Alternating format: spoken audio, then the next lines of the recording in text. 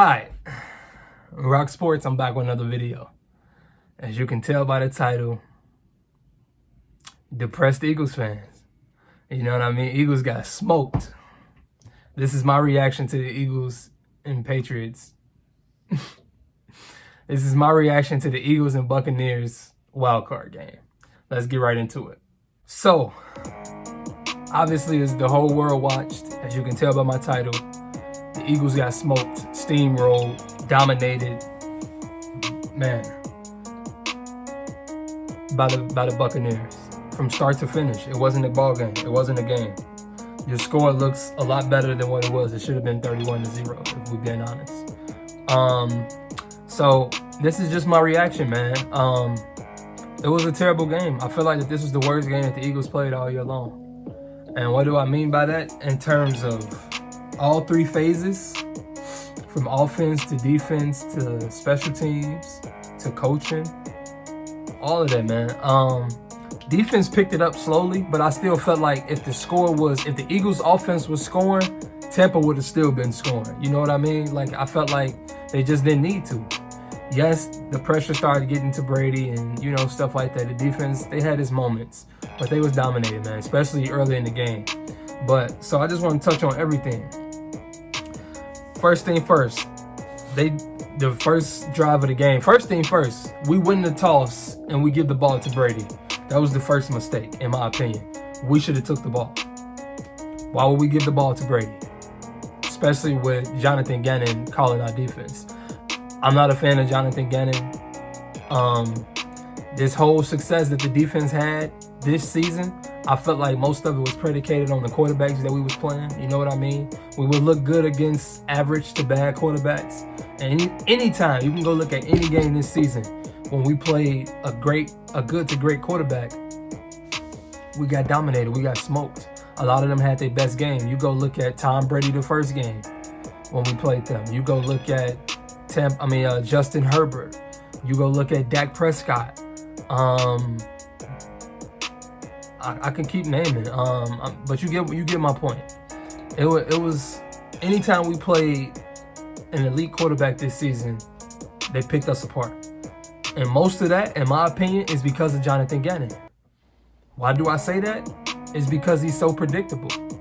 He's so predictable on top of this coverage that he plays. I don't understand why we go get somebody like Darius Slay and you have him playing 5 to 7 yards off of Mike Evans. And again, this just wasn't for this game. This is something that we've been doing the whole season. But Steven Nelson was pressing in certain moments, but Slay wasn't. I don't get that. Why wasn't Slay following Mike Evans? If you rewatch the game, any success that Mike Evans had, it was when Slay wasn't on him.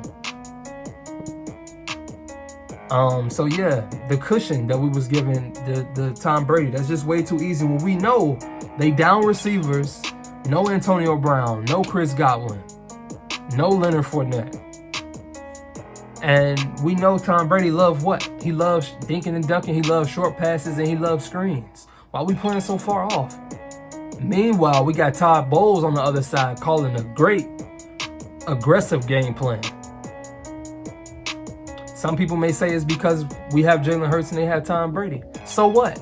I felt like we had nothing to lose. If you're going to sit back and let Tom Brady just, you know, boom, boom, boom, boom, boom, up and down the field, what you got to lose? You should have took some chances in blitz. Like I said, yes, the defense slowly started getting pressure, but by that time, the game was over. The game was over, let's be real. So I'm going to stay on the defense for right now. Alex Singleton, I felt like he played a pretty good game. Derek Barnett, I don't need to see no more Derek Barnett. We got to get rid of him. He's a dirty player. He's such a dirty player. He's not productive. He's just a waste, man. He has talent, absolutely, but he's just a waste. He's just a waste. I don't think we're paying him too much for him to be on this team. We seen what this pass rush did without Josh Sweat. Just leave it at this. Move on from Derek Barnett. Keep Josh Sweat, the rest of the young guys. If we want to grab somebody else in the draft and in free agency, do that. But move on from Derek Barnett. I like Anthony Harris, the season he had. I would like to bring him back. as well as Steven Nelson, but that's not a big deal. But I felt like a lot of this game was lost in the first quarter because of Jonathan Gannon. And there's the flip side to the ball, the other side of the ball. The Eagles offense came out flat. Give Tampa some credit. We knew that they was great at stopping the run, but the Eagles are great at running the ball. I felt like a lot of the runs that we was doing, we had success. Minor to good success when we would run the ball north and south. When we tried running it east and west, we had zero success. Most of it was negative yards. Miles Sanders coming out for injury. This is not a knock on him, but most of the reason why we #1 rushing team in the league is because we do it by committee. Why did it take to middle of the third quarter or beginning of the fourth quarter, whatever it was, for Boston Scott and for Gainwell and for Jordan Howard and to start touching the ball? You know, Jordan Howard was really on the field for pass blocking, which is obvious at that point. He coming in, or they passing, you know? Like, did he even have a carry? Like a meaningful carry? Not to my knowledge. So yeah, that was another issue. Sirianni with the game planning in terms of trying to do too much. Just keep it simple with running the ball. I don't understand why it seems as if Dallas Goedert is the focal point of our offense. I love Dallas Goedert. He's one of the most talented receiving tight ends in the league. But we have a stud in Devontae Smith.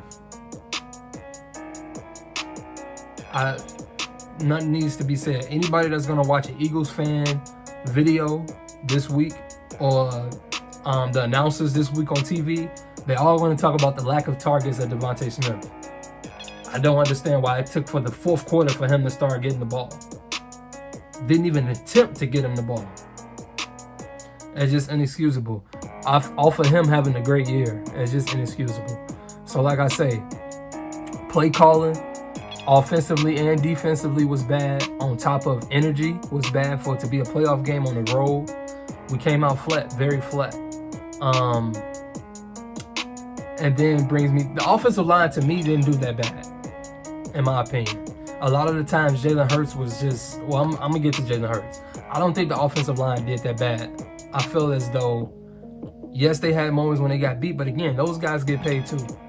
But in my opinion, I felt like they did a decent to good enough job to at least be competitive in this game. So yeah, let's just get right to Jalen Hurts now. This was his worst game by far this season. I can't think of a worse game that Jalen Hurts played.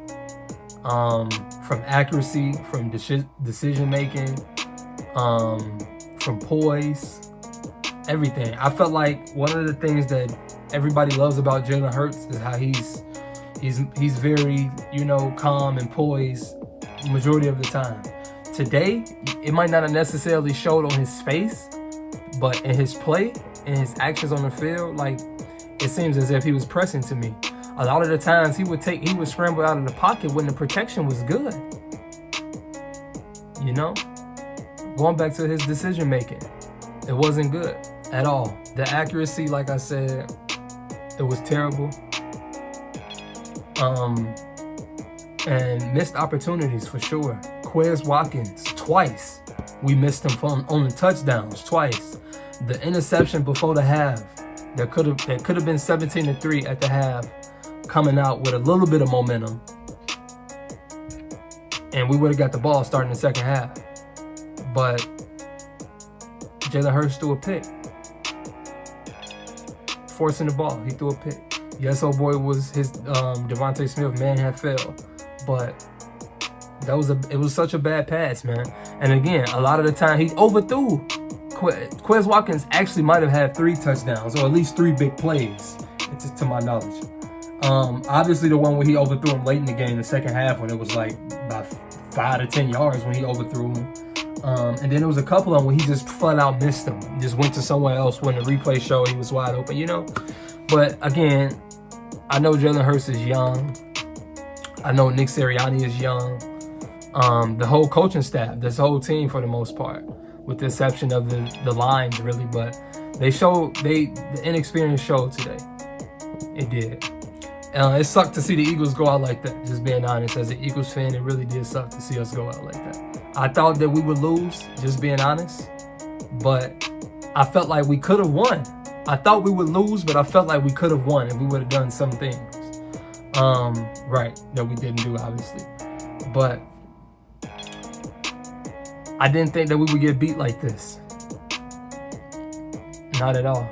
Again, this really was like 31-0 if you ask me, and which was damn near that at the halftime. So no, it was 17-0, but it was over at halftime, really. Let's address the other elephant in the room, Jalen Reagor.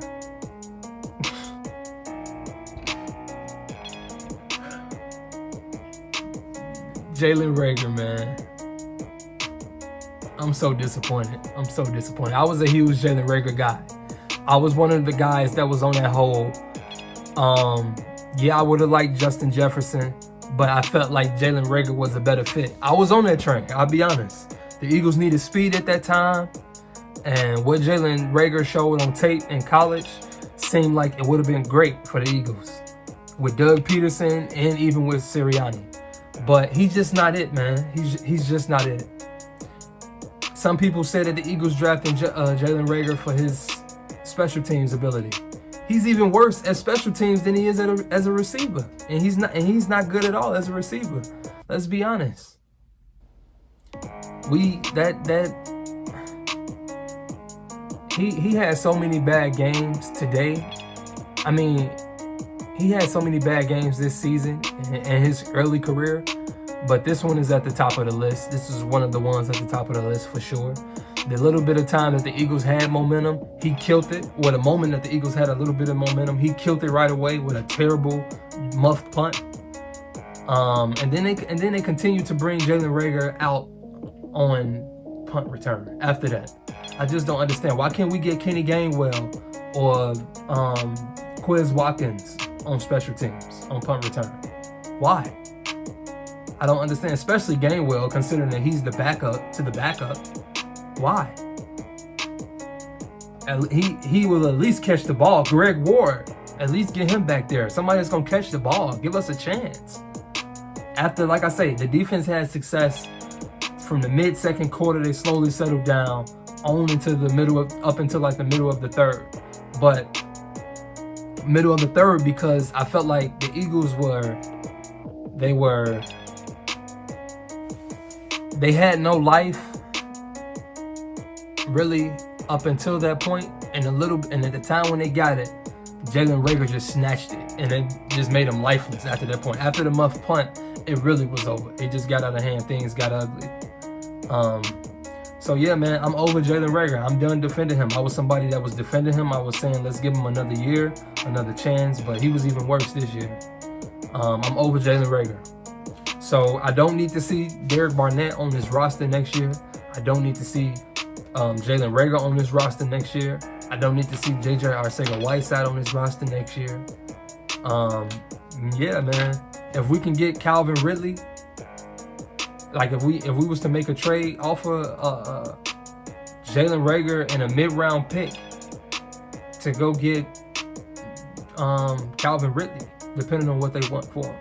Or if not, let's just try to go get one of these receivers in free agency. And you know, this is a nice free agent class for receivers. So I don't want to see Jalen Reagor back on this roster next year. Do I think we will see him? Yes. But he's just not good, man. He's not good with the ball in his hands. He can barely catch the ball. He's not good with the ball in his hands. He's supposed to be a speedster, and he's really not that fast. He's supposed to be explosive. He can't make nobody miss in open space. If he's not outrunning the person, you're going to get Jalen Reagor. And I didn't think that. That's not what he put on tape in college. But that just shows you that, obviously, like everybody know, college and NFL are two totally different things. Two totally different things. And I don't know if he's an NFL player. I know I could be being harsh on him, but Eagles fans, Nelson Aguilar is better than Jalen Reagor, and it's not close. If we had Nelson Aguilar today instead of Jalen Reagor, our team would have been better today. So I don't want to see him back on this roster. One of the positives, again, we got some experience. You know, Jalen Hurts got some playoff experience, as well as all of the young guys, as well as the coaching staff. Like Carson Wentz. Carson Wentz is in year whatever, and he still hasn't had any playoff experience. You know what I mean? And I'm a Carson Wentz fan still. But, so yeah, that's a positive. We got playoff experience. Obviously, the biggest positive is that we got 3 first-round picks. But again, are we going to draft smart?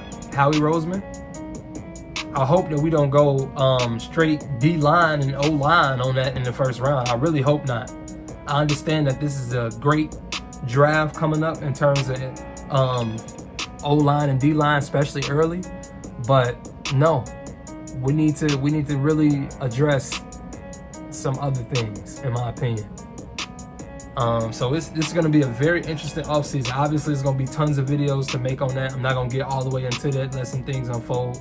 But this is just my reaction to the game, man. I'm depressed. But seeing the Cowboys lose, and in the fashion that they lost in, they thought that they was right there, had to, you know, that cheered me up a little bit. But at the same time, I just felt like we could have put a better showing on today. But yeah, man, it's over with. I'm still proud of these guys, man. Nobody expected the Eagles to be here. It's not a moral victory. I'm not saying that at all. I don't believe in moral victories like that. But like I say, we still had a season where nobody thought we could have, from the standpoint nobody had the Eagles going to the playoffs. A lot of people had the Eagles finishing last in the NFC East, which was predicted to be the worst division in football again. And you know, we ain't got to address all of that every time we get on camera. We know what it is. So I'm saying all that to say, still congrats to the guys. It's fly Eagles fly till I die. And yeah, man, it's time to focus on the offseason now. NFL draft, trades, free agent signings, extensions. Here we go. It's that time. Coaching, signings, and firings. It's that time of the year. So Eagles Nation, we will be back. We're going to be contenders real soon, y'all. I will end it with this, though. It's going to be interesting to see what they do with Jalen Hurts. You know you're going to have 2 sides of the fan base, and you may even have 2 sides of the Eagles franchise in terms of the front office that's pro Jalen Hurts and that's willing to go elsewhere. Here's my take on it. I'm a fan of Jalen Hurts. Obviously, he has a ton of improvement to do. Well, obviously, there's room for a ton of improvement.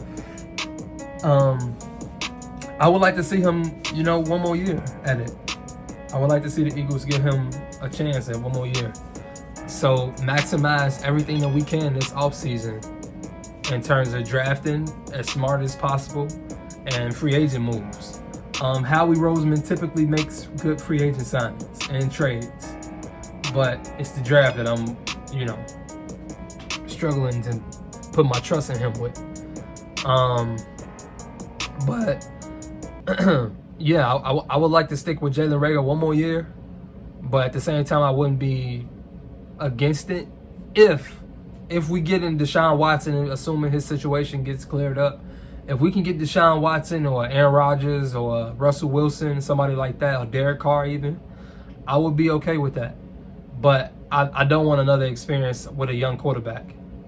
I don't want to spend one of our first round picks on a young quarterback. I don't. I'd rather stick with Jalen Hurts. That's just me though. So yeah, everything else we're going to get into, you know, in terms of the offseason stuff, we're going to get into. But in terms of this game, man, it is what it is. We ain't had nothing for Tampa. It's just levels to it, and we went on a level. RocSports, I'm checking out. All of my boxing, NFL, and NBA fans, like, share, and subscribe, man. Keep coming back. I'm going to be dropping more content.